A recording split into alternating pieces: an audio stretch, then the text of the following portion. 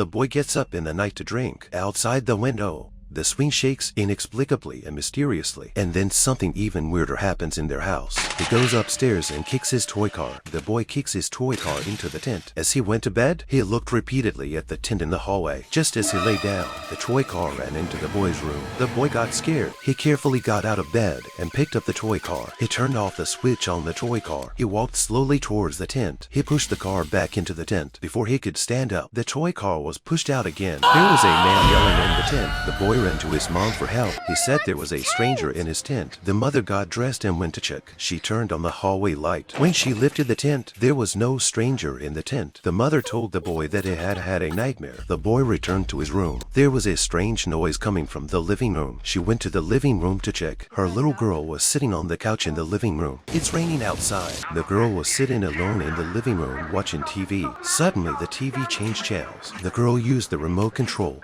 to change the channel back to the one she was watching. Strangely, the TV switched channels again. The girl realized that the remote control was missing from the sofa. She couldn't find it around the sofa. The girl was answering her mom's phone. She saw the remote somehow appear on the other sofa. The girl carefully picked up the remote from the sofa. The TV was changed to her favorite channel again. The girl was very scared. She always felt that there was someone sitting on the sofa behind her. There was thunder in the sky. There was no signal from the TV. The remote control didn't work either. The girl went up to the TV and tapped on it in the hope that the signal would come back. The reflection of the TV screen showed an old man sitting on the sofa. The girl looked back in surprise. There was no one on the couch, but the remote control fell on the floor. The girl gasps in shock. An old man shouts from behind the wall, "This is my house." The girl screams in terror. The TV suddenly came back on. One end of the rope was tied to the foot of the bed. The other end of the rope was tied to the girl's hand. She thought she was sleepwalking. In fact, it was an evil spirit in the room. In the middle of the night, the girl was somehow thrown to the floor. She heard a knock on the door again. She looked at her sister next to her. She was still in bed. The girl undies her hands and opens the door. There was no one outside. The light in the hallway had somehow gone out. The girl looked in the hallway with a flashlight. The sofa in the living room suddenly started to shake.